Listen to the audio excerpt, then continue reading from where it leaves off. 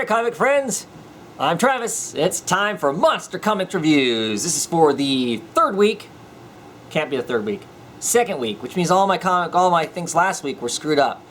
These are for comics from, what, the 12th, the 13th, whatever last Wednesday was of June. Anyway, don't got a lot of books this week, so we'll talk about them. First up, we're going to talk about Batgirl issue 21. More with the ventriloquist. The ventriloquist. Let's get to the ventriloquist first. Creepy as all get out. Gail Simone's going to town on this, kind of like she went to town with Junior. The ventriloquist, the dummy, and the girl maybe aren't quite as twisted yet as what Junior was. Don't know if they'll ever be as twisted as Junior. If you don't know what I'm talking about with Junior, go get all the trades of Secret Six. You'll be very happy you did. Outstanding comic for a number of reasons, but there's a villain in there that is the most sinister, creepy villain. Just absolutely frightening. Anyway, these two are pretty creepy. Our dummy seems to have a perpetual hard-on for women. He's got little power drills that come out of his hands, and he's always like, hey baby, let's screw. Horrible pun. You know, basically is really sleazy and really creepy, and you get the impression that left to his own, you know, he would want to, you know, rape any women he could get a hold of, basically. The ventriloquist herself, extremely jealous, possessive of Freddy, I think is the dummy's name. You know, so Freddy's always constantly going, no, I love you. It's only you, and then having to kill the women, or attempt to kill the women, as opposed to making love to the women because of his relationship with her. She's obviously got powers that go way beyond just having this whatever kind of relationship with Freddy, the dummy, because her parents are dead in this issue. They've been dead for quite some time, but they're still animated, they still talk, and it's all her throwing voices and somehow controlling them. So she's got some sort of telekinetic ability, plus she has this massive mastery of mimicry and voice throwing talents that a ventriloquist would have. That part's all cool in it. Thing I don't like, and if you go back, and I'm pretty sure if you watch all of my videos put together of Batgirl, a reoccurring theme that I seem to have, and my one problem with Gail Simone's run on Batgirl, this volume of Batgirl, she's always whining, and I don't know if whining is the right word I want to use, about something. You know, for the longest time it was her whole hang-up of the Joker, what the Joker did to her, and all that. And I understand it to some degree, but they spent 9+ issues struggling with that, where every issue was, oh, I don't know, I'm afraid of guns, I don't know if I can do this, I don't know if I can do that, and I got really frustrating. Of course, now with her brother being killed, and her thinking she's killed her brother, she's a mess over that. She doesn't know if she can you know, carry the bat symbol anymore, and all that conflict. And to some degree, I'm just like, oh man, really, I only felt like I got like 3 issues of strong Barbara Gordon, and now we're back to having fall apart Barbara Gordon, and it frustrates me because I'm so used to, despite her, you know, having struggles and having you know, difficulties in her life, she maintained being a strong person, and I don't feel like she's strong here. I feel like she's really weak and just kind of barely holding on, and this is a lot of issues for me, for her to be that way, and I want her to be stronger than that. It's like, it kind of bums me out, and I wish it was different. So there is that. I mean, I think the villains are cool in here, and I understand why she feels the way she does, but it's just frustrating that that's the storyline we're addressing now, because it feels like we haven't had enough Barbara Gordon strong, really kicking ass. She's winning, basically, but it's this struggle by the skin of her teeth all the time. She never feels out in front of anything. Now, there's some great conversations in this book.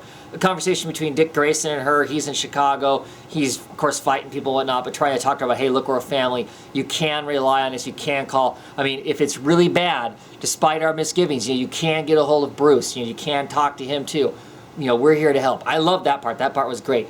The fact that he's like, look, despite what happened here, we still are a family, or in my head, at least we're a family, even though we're all going off on our own thing. I like that. I don't know how that plays against the whole death of the family thing, but I do like it.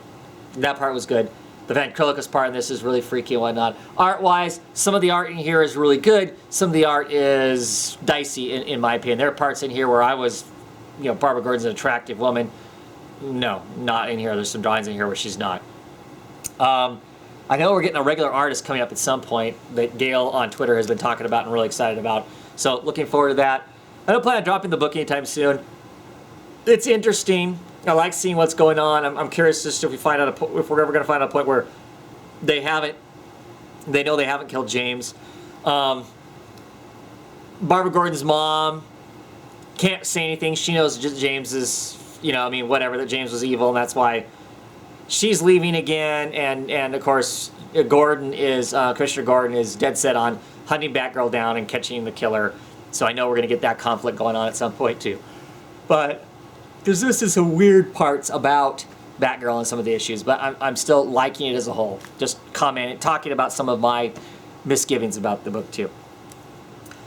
Batman, issue 21, the beginning of Zero Year. And I know a lot of other people have been reviewing this book and being really hard on it that I've watched. And I understand what some of the people are saying and stuff. It's like, oh man, why are we treading over ground we've already treaded over before? Why aren't we saying something new? And those kinds of things. Okay, I see what you're saying, but at the same time, this is new. He's not telling the same story somebody else told. He's filling in another piece. I'm really excited to find out about the stuff that they kind of flirted with in issue 0. And that's what's going to happen in here. And so I'm interested and excited by that. I'm curious to see that other little piece. I have no problem with Scott Snyder adding a small piece to the layers of the Batman history. Yes, there's a problem also with the fact is that when we start talking about this year 0 and what he did between years beginning to where we are if we were in current continuity, that it's only X number of years, and how did we get all those Robins and how did we get all the other crap in there? I understand there's some difficulties with that part of the timeline. Fine, whatever. I don't need to hang on to that much continuity to enjoy this. So, like I said, I understand people's issues with it, but for me, I'm willing to just look at this as the story and enjoy it for what it is. I think this first issue is interesting. It's got really interesting things going on in it, I think, that make me want to continue. So, did it have some super punch? I don't know if it had some super punch, but there's a reveal at the end. You've got Enigma at the end of it. He's not actually the Joker yet, but obviously he's not the Joker, but the Riddler. But obviously he's working in that direction. He's in this room with all these connections and all the dots and riddles and whatnot. That I think is interesting. Not like, oh my God, somebody's face hasn't been cut off or anything like that, but still really interesting. The very beginning, the first 4 or 5 pages of this book, I think are really, really interesting. It's like Gotham after some aftermath has happened.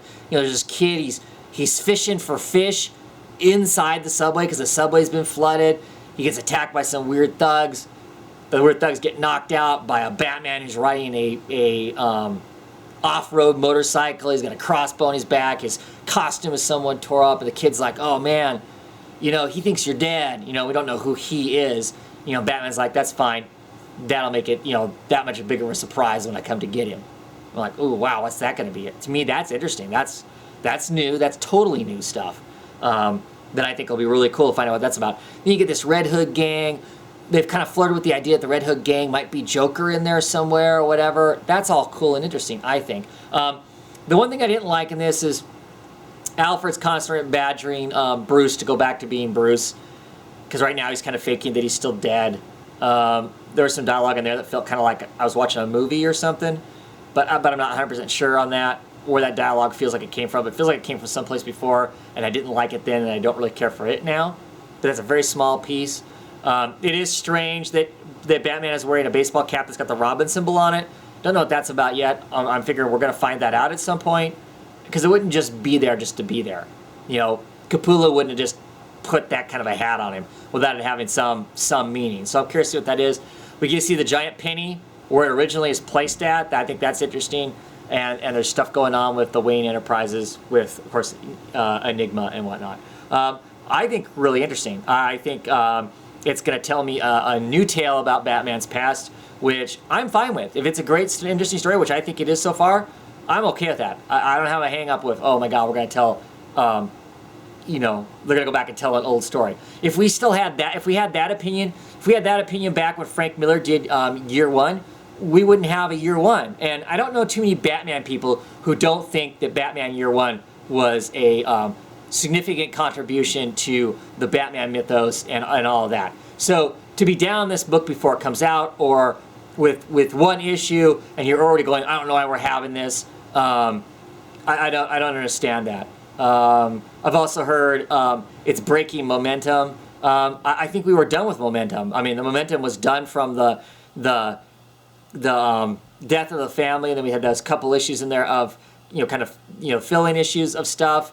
So I don't feel like that we broke anything really. And for me, as a Batman fan, I'm cool with them telling me something new about Batman's past. I guess is where I come out of the book. I really enjoyed it. I like the cover too. Nice quality product. This kind of inlaid or whatever card where it's raised, kind of a raised relief. I think that's kind of cool. Okay. The Black Beetle issue 4. This is Francisco Francavella's baby from Dark Horse.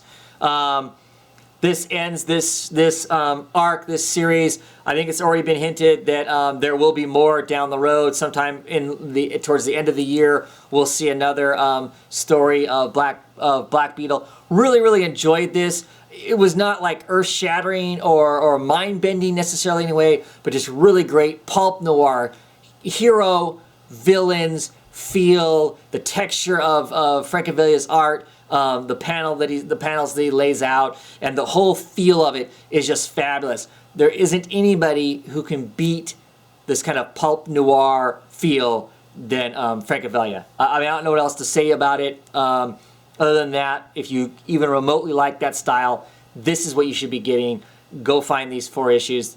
If they put out a trade of it, grab the trade, whatever, because it's just really solid work under that thing. If you even remotely like things like the Green Hornet or the Mask that Dynamite's doing, or the Shadow, or that sort of thing, this captures it all and does it really well.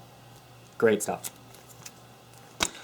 Lastly, Superman Unchained, issue number 1. The huge issue by Scott Snyder and Jim Lee.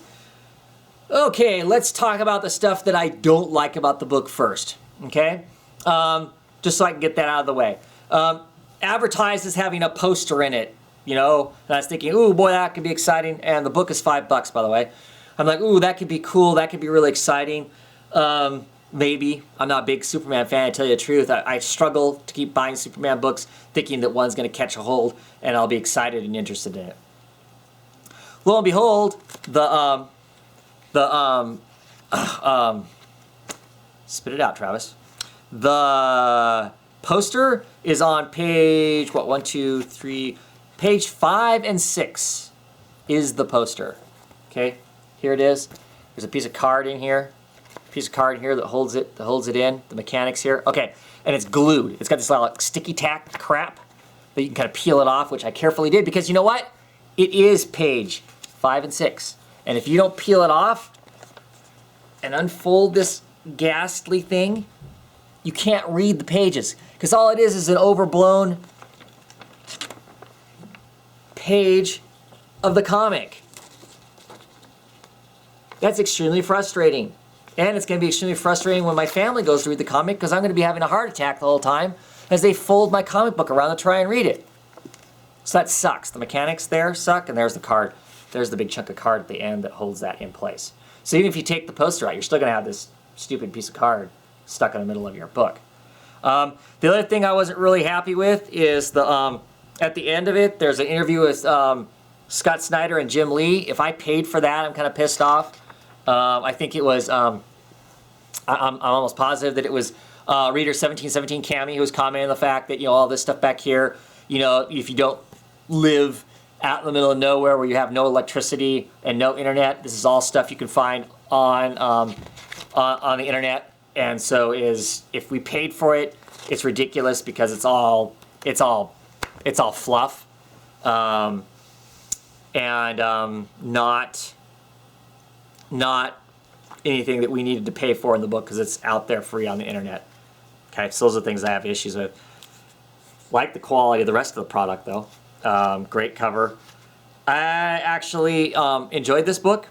Am I completely riveted? No. But it's interesting. I'm interested in the idea that they introduce a competitor for Superman, a competitor to save the world. I think that's really interesting.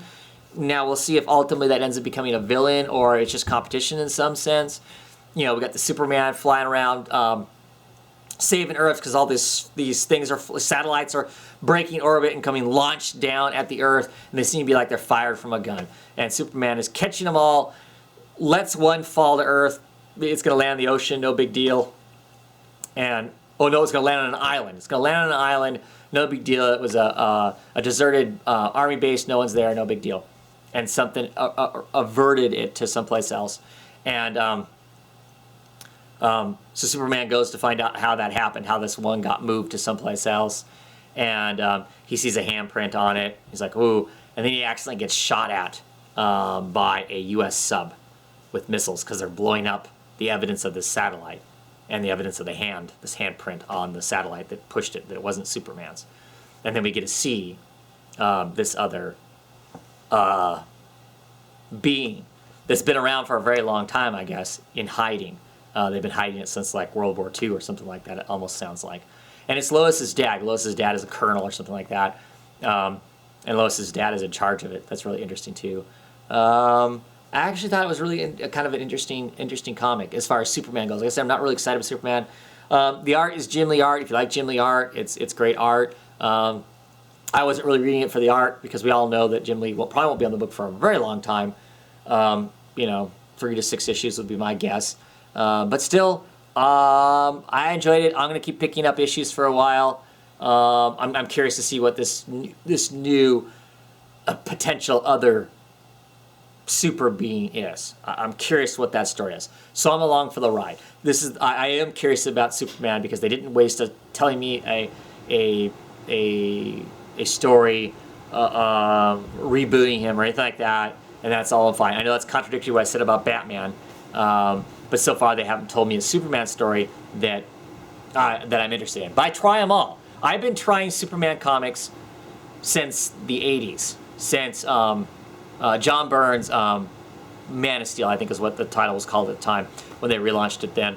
And I've been trying it since then, and I just haven't got one that's really taken hold and really interested me. So I'm giving another one a try. And I'll give this one a little bit longer of a try, I think. Because I am curious about that. I'm curious that's enough to make me curious about it. Not super excited, but I did still like it. It is interesting. So that's it. That's it for this week. Pitiful amount of comics in comparison to last week. Seems like the way my orders are going right now, I get a really shallow week and they get a really big week. So it is what it is. At any rate, I'm out of here. I'll see you all next week.